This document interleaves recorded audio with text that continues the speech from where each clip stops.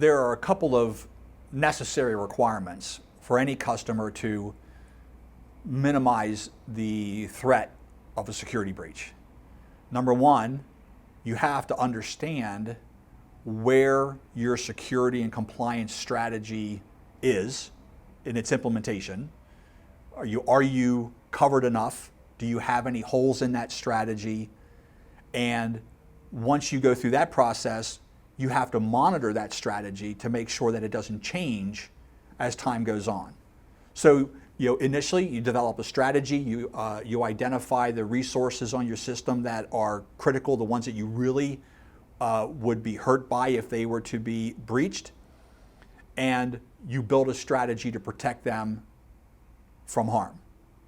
But you have to monitor the activity against those resources in order to understand whether or not your security strategy is working. So the security strategy is one piece of it, the monitoring strategy is another, because there's no way to know that you have in fact covered all your bases with protecting those resources unless you have a method of monitoring those resources on a continuous basis. I mean 24 hours a day, 7 days a week, 365 days a year.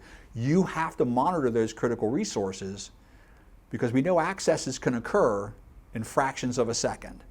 We can't afford to monitor for an hour or once a week, or we can't have that kind of a haphazard monitoring capability. It's got to be 24 hours a day, 7 days a week, all year long, because you never know when that threatening access that could hurt your customer base, your financials, might strike.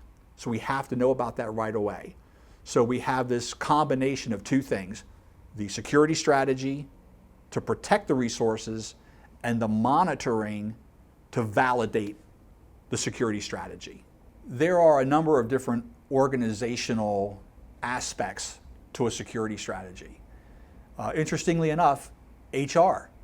You might not think of HR as being involved in security strategy, but it's your HR department that initiates the onboarding process, right? So bringing a new employee on board, granting them the access to the different computer systems that they need. So it's not just access to the email server and the company directory, but depending on their job function, they're going to be provided access to certain resources in order to be able to do their job. Same thing with termination. Many times we go into a shop and we look at the termination process, and the termination process means that there was paperwork that was done and the person was let go. But on the security side, maybe that user ID is not automatically deleted. Maybe there's a paperwork process that has to happen, and then eventually, as long as the paperwork doesn't get lost or overlooked, maybe that person gets deleted from the system. Well, that creates a gap right there, because if the person is terminated, but you don't immediately delete or at least suspend their user ID on all of the platforms that person had access to, that person could, if you have dial-in capability, VPN capability, continue to access the system and do damage.